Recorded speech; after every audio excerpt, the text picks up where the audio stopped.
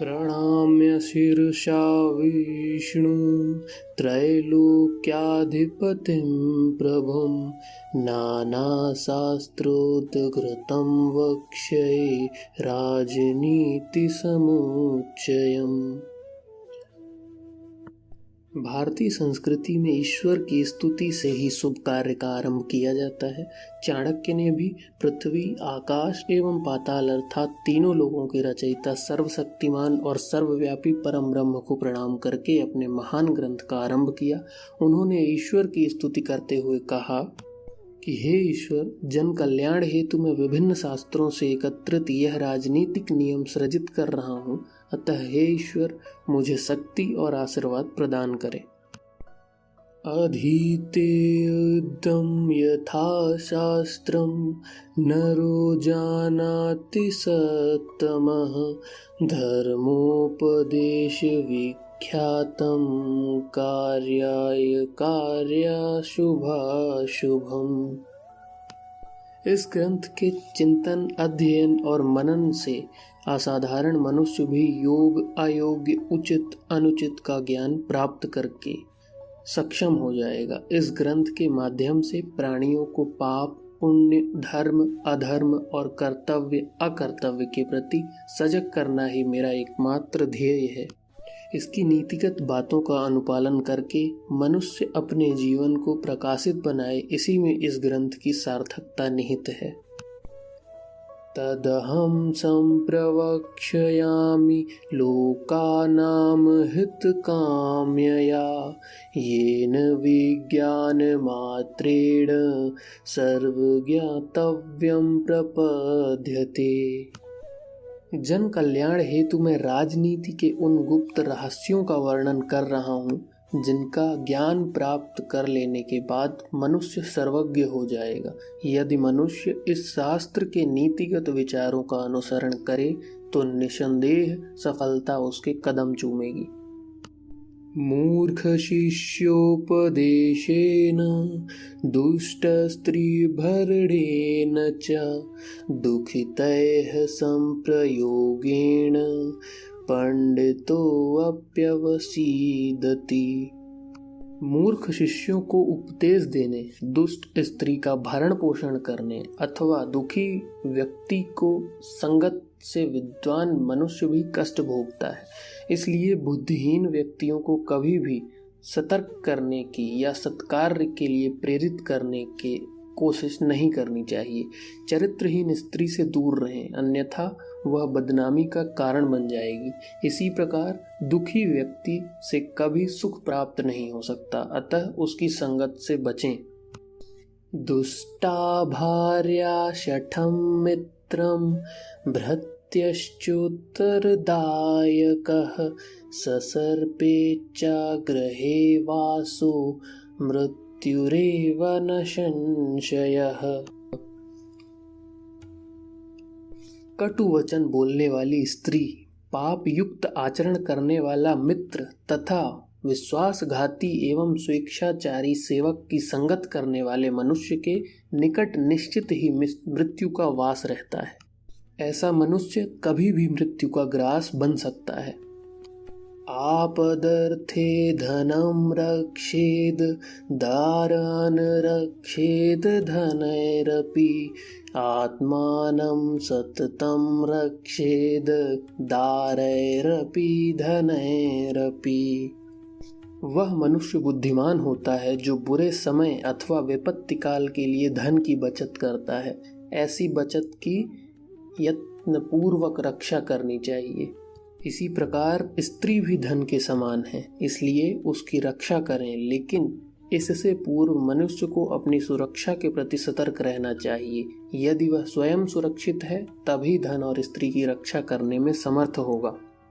आपदर्थे धनं रक्षेच क्षिमतां कुत आपदः कदाचित् चलिते लक्ष्मी सच्चितोऽप्यविनश्यति।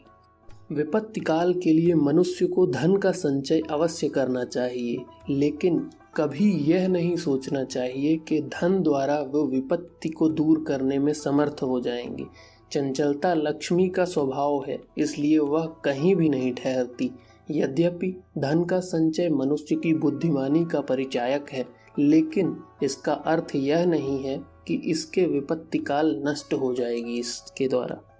यस्मिन् देशे न सम्मानो नावृत्तर्न च बान्धवाः न च विद्यागमः कश्चित् तं देशं परिवर्जयेत्। जिस स्थान पर मनुष्य का आदर सम्मान ना हो, आजीविका के साधन ना हो, अनुकूल मित्र एवं संबंधी ना हो, विद्या अर्जन के उपयुक्त साधन न हो, ऐसे स्थान सर्वथा अनुपयुक्त हैं, इसलिए बिना विलंब किए उसे छोड़ देना चाहिए। धनिकः श्रोत्रियो राजा नदी वेदस्तु पंचमः पच्च यत्र न विघ्नते न तत्र दिवसं वसेत।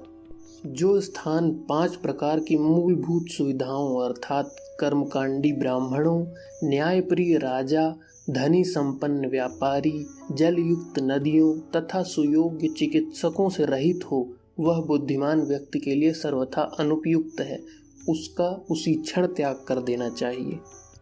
लोक यात्रा भयं लज्जा दाक्षिण्यं त्यागशीलता पच यत्र न विघ्नते न कुर्यात् तत्र संस्थितिम्। जिस स्थान पर निवास करने वाले मनुष्य लोक परलोक के प्रति आस्था न रखते हों, जो ईश्वर की महत्वता को अस्वीकार करें, लोक परलोक का जिन्हें कोई भय न हो, जो परोपकार और दानशीलता से रहित हों, बुद्धिमान मनुष्य को कभी भी ऐसे स्थान पर निवास करने के बारे में नहीं सोचना चाहिए। जनीयात प्रेषणे भृत्यान् बान्धवान् व्यसनागमे मित्रं चापत्तिकालेषु भार्या च विभवक्षये।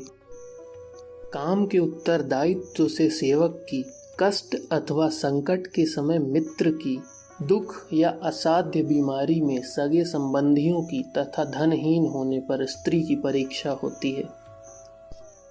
आतुरे व्यसने प्राप्ते दुर्भिक्षे शत्रु संकटे राजद्वारे शमशाने चयस्तिष्ठति स बान्धवः। चाणक्य के अनुसार मनुष्य का सच्चा हितैषी वही है जो बीमारी, अकाल या शत्रु द्वारा कष्ट दिए जाने पर, किसी संकट या विषम परिस्थिति में फंस जाने पर तथा मृत्यु के उपरांत शमशान तक साथ देता है। अर्थात सुख दुख दोनों परिस्थितियों में साथ देने वाला मनुष्य ही सच्चा मित्र होता है। यो ध्रुवाणि परित्यज्य अध्रुवं परिसेवते ध्रुवाणि तस्य नश्यन्ति अध्रुवं नष्टमेव च। निश्चित एवं साध्य कर्म को छोड़कर अनिश्चित एवं असाध्य कर्म की ओर दौड़ने वाला मनुष्य कभी सफल नहीं होता। ऐसी स्थिति में वह दोनों से ही रिक्त हो जाता है। इसलिए जिस कार्य में सफलता निश्चित हो, मनुष्य को केवल वही कार्य करना चाहिए।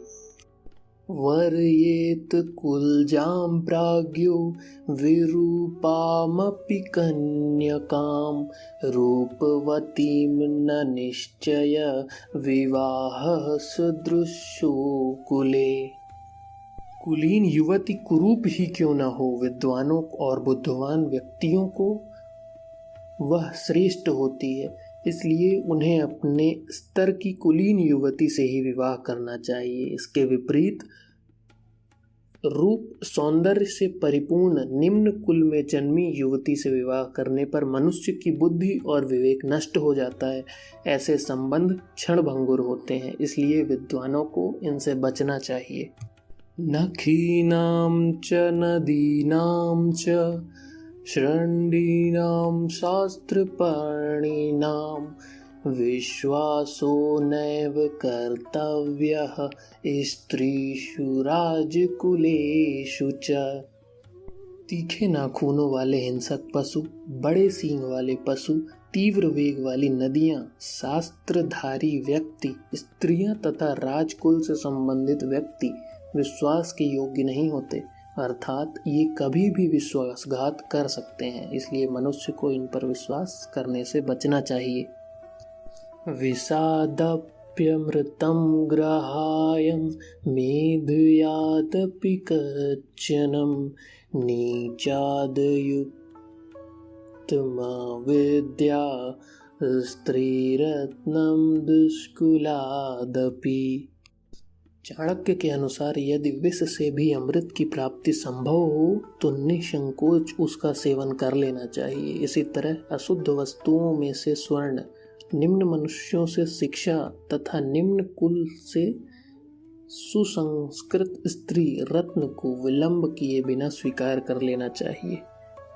स्त्रीणां द्विगुणा आहारो बुद्धस्तासां चतुर्गुणा साहसं षड्गुणं चैव कामोऽष्टगुणम् उच्यते। स्त्रियों के बारे में चाणक्य कहते हैं कि पुरुषों की अपेक्षा स्त्रियों का आहार दुगुना, लज्जा 4 गुनी, साहस 6 गुना तथा काम भाव 8 गुना अधिक होता है।